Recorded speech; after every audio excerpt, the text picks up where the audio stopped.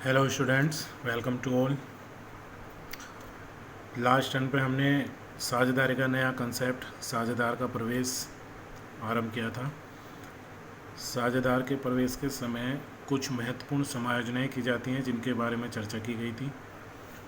उन्हीं में से सबसे पहला था ख्याति का मूल्यांकन या ख्याति की गणना। आज का हमारा इस क्लास का कंसेप्ट यही है, ख्याति की गणना किस प्रकार की जाएगी, ख्याति क्या है, इसका अर्थ क्या है, इसके बारे में लास्ट जो क्लास थी उसमें चर्चा हो गई थी। आज केवल इसकी गणना या मूल्यांकन के मेथड्स के बारे में हम चर्चा करेंगे। यदि किसी आपने वो वीडियो नहीं देखी है तो पहले लास्ट वाली वीडियो देख लीजिए, फिर ये आगे की वीडियो आप देखना। ख्याति की गणना या मूल्यांकन करने के जो मेथड बताए गए थे उसमें सबसे पहला मेथड था औसत लाभ विधि, यानी एवरेज प्रॉफिट मेथड। औसत का मतलब होता है जो गत वर्षों के लाभ हैं संस्था के। जब हम किसी नए साझेदार को प्रवेश दे रहे हैं तो हम उसके सामने इस बात को रखेंगे कि भाई हम पिछले सालों के हमारे ये लाभ हैं और भविष्य में भी हमारी संस्था लाभ ही अर्जित करेगी, इसकी एक्सपेक्टेशन है। तो पिछले वर्षों के जो लाभ हैं उनको प्रत्येक वर्ष में बराबर यदि डिवाइड किया जाए तो उसे हम कहते हैं औसत लाभ। जो गत वर्षों के कुल लाभ हैं उनको गत वर्षों के जितने भी लाभों के बारे में बात की जा रही है, 2 साल, 3 साल, 4 साल, 5 साल, 10 साल, उन वर्षों में यदि उन कुल लाभों को बराबर बांट दिया जाए तो वो कहलाता है औसत लाभ। औसत लाभ 2 प्रकार से ज्ञात किया जाता है, सरल औसत लाभ यानी सिंपल एवरेज प्रॉफिट, और दूसरा होता है भारित औसत लाभ यानी वेटेड एवरेज प्रॉफिट। सरल औसत लाभ सामान्यतः तब कैलकुलेट किया जाता है जब पिछले वर्षों के लाभ, जो संस्था के लाभ हैं, उनमें कभी बढ़ने और कभी घटने की प्रवृत्ति हो। कभी लाभ बढ़ गया, 1 साल बढ़ गया, 2 साल बढ़ा, फिर किसी साल कम हो गया, फिर बढ़ गया, फिर कम हुआ, यानी फ्लक्चुएटिंग टेंडेंसी है यदि प्रॉफिट की, तो सरल औसत ज्ञात किया जाता है। और यदि किसी संस्था के लाभ पिछले कई वर्षों में लगातार बढ़ने की, जैसे मान लीजिए 5 साल पहले 10,000 था, फिर 12 हो गया, फिर 14 हुआ, फिर 18 हुआ, फिर 20 हुआ, या लगातार घटने की कि पहले 22 था, फिर उससे अगले साल 20 रह गया, उससे अगले साल 18 हो गया, उससे अगले साल 16 हो गया। यदि गत वर्षों के लाभ लगातार बढ़ने या घटने की टेंडेंसी रखते हैं तो भारी औसत लाभ ज्ञात किया जाता है। अन्यथा क्वेश्चन में आपको जो उनसे भी औसत को ज्ञात करने के लिए कहा गया है, सरल के लिए कहा गया है, तो हम सरल औसत लाभ ज्ञात करेंगे। भारित औसत लाभ ज्ञात करने के लिए कहा गया है तो भारित औसत लाभ ज्ञात करेंगे, जिसके आधार पर ख्याति की गणना की जाएगी। अब ये कैसे ज्ञात होंगे, पहले हम बात करते हैं सरल औसत लाभ की। सरल औसत लाभ का सामान्य सा फार्मूला है, जितने वर्षों के लाभ क्वेश्चन में दिए गए हैं, गत वर्षों के, गत 3 वर्ष के लाभ हैं, 4 वर्ष के लाभ हैं, 5 वर्ष के लाभ हैं, जितने भी वर्षों के लाभ आपको दिए हैं, गत वर्षों के सामान्य लाभ का योग। सामान्य लाभ, यहाँ पे ये जो लाइन है ये बहुत महत्वपूर्ण है, सामान्य लाभ, क्योंकि हो सकता है कि गत वर्षों के जो लाभ बताए गए हैं उनमें किसी वर्ष में लाभ में, हानि में कोई असामान्य लाभ या हानि शामिल हो।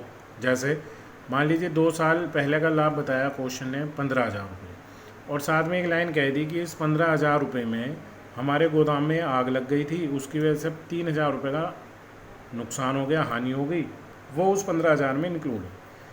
तो वो जो असामान्य हानि है, हम ये मानते हैं कि यदि वो असामान्य हानि ना होती तो हमारा लाभ क्या होता। मतलब यदि क्वेश्चन ने कहा कि हमारा लाभ 15,000 है और इसमें एक 3,000 की असामान्य हानि है,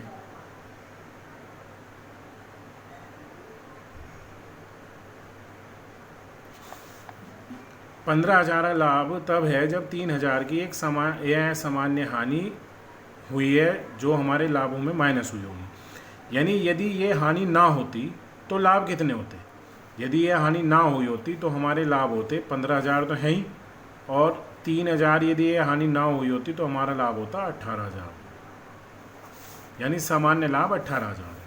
तो यदि क्वेश्चन में इस तरीके की कोई बात है तो जो असामान्य हानि होगी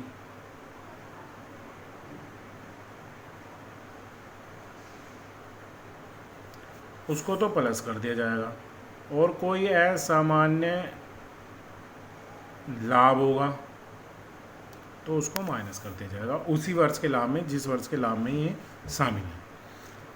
इस प्रकार से सामान्य लाभ निकलेगा। या यदि कोई खर्चा रह गया है घटाने से, उस खर्चे को घटा दिया जाएगा। कोई आय रह गई है जोड़ने से, उस आय को जोड़ दिया जाएगा। तो उसके बाद ये सामान्य लाभ ज्ञात होंगे, उनका योग किया जाएगा, और जो गत वर्षों की संख्या है, 3 वर्ष है, 4 वर्ष है, 5 वर्ष है, उस संख्या से हम डिवाइड करेंगे तो हमारा सरल औसत लाभ कैलकुलेट होता है। यदि क्वेश्चन ने कहा है कि भारित औसत लाभ ज्ञात कीजिए, इसे कहते हैं वेटेड एवरेज।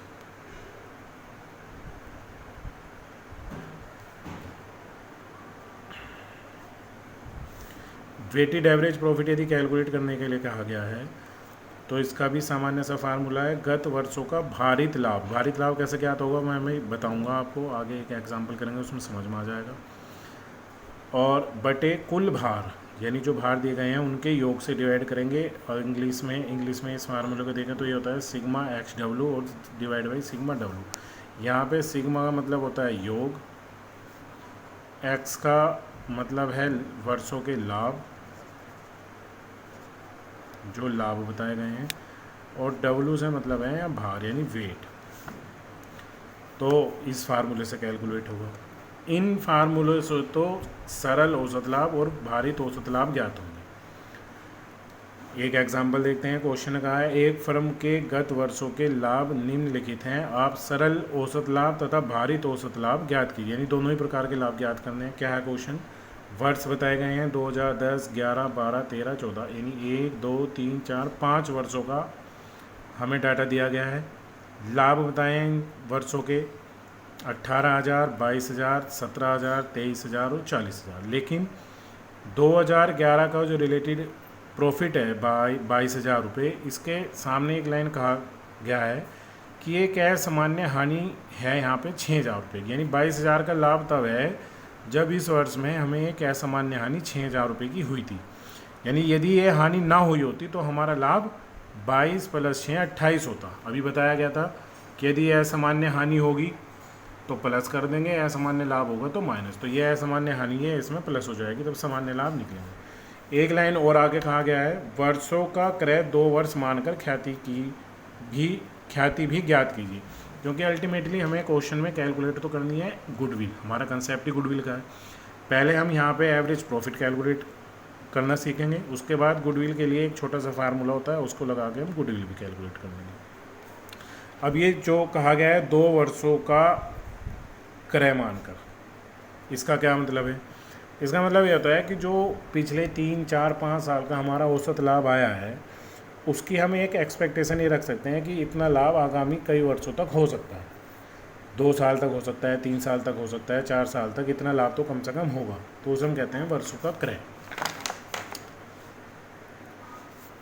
अब क्वेश्चन को सोल्व करने के लिए हमें दोनों ही निकालने हैं, सरल औसत लाभ भी निकालना है, भारित भी। पहले हम सरल औसत की बात करें तो इसका फार्मूला भी बताया गया था, गत वर्षों का सामान्य लाभ का योग बटे गत वर्षों की संख्या। अब जो लाभ है हमारे क्या है वो 18,000, 22,000, 17, 23, 40, और इस 22 में ये 6,000 भी जुड़ना है।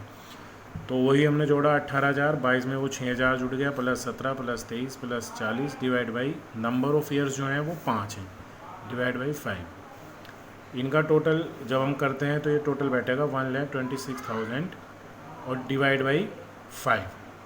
1,26,000 को 5 से डिवाइड करेंगे तो डिवाइड करने के बाद जो हमारे पास आंसर आएगा वो आता है 25,200, 25,200। यानी सरल औसत लाभ जो आया है वो 25,200।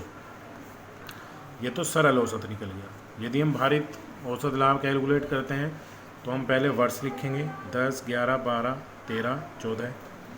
लाभ बताए गए थे 18, 22 में प्लस 6 हो गया, 17, 23 और 40।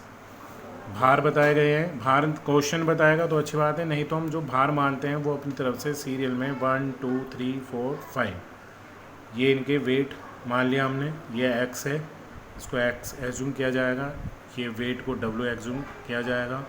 x और w को मल्टीप्लाई करेंगे, गुणा करेंगे इनकी। 18,000 इंटू 1 18,000, 22 + 6 यानी 28 into 2 56,000, 17,000 into 3 51,000, 23,000 into 4 92,000, 4 lakh into 40,000 into 5 2 lakh. इनका टोटल करेंगे 4,17,000। इसका टोटल करेंगे 15। फार्मूला था हमारा भारित औसत लाभ का sigma x W divide by sigma W, यानी सिग्मा का मतलब होता है टोटल। एक्स डब्ल्यू का टोटल आया 4,17,000, डब्ल्यू का टोटल आया 15। इसको जब हम कैलकुलेट करते हैं तो आंसर आता है 22,800 रुपीज़। भारित औसत लाभ आ गया हमारा 27,800।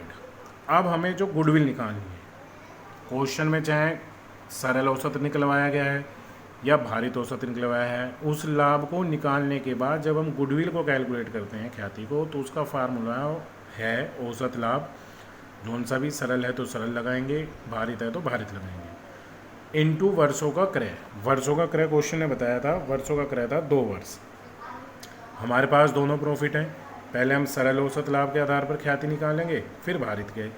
सरल औसत लाभ हमारा क्वेश्चन में जो हमने कैलकुलेट किया था 25,200, तो 25,000 इंटू वर्षों का क्रय 2 है, तो इसका आंसर आता है 50,400।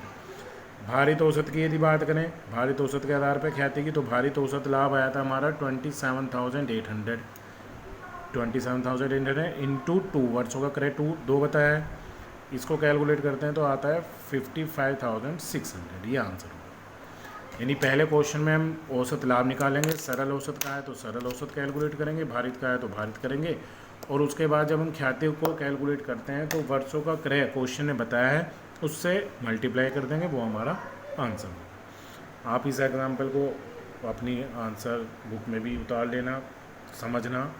कोई यदि प्रॉब्लम है, समझ में नहीं आई है कोई बात, पहले उस पर डिस्कस करेंगे, नहीं तो फिर हम इसके नेक्स्ट मेथड को देखेंगे।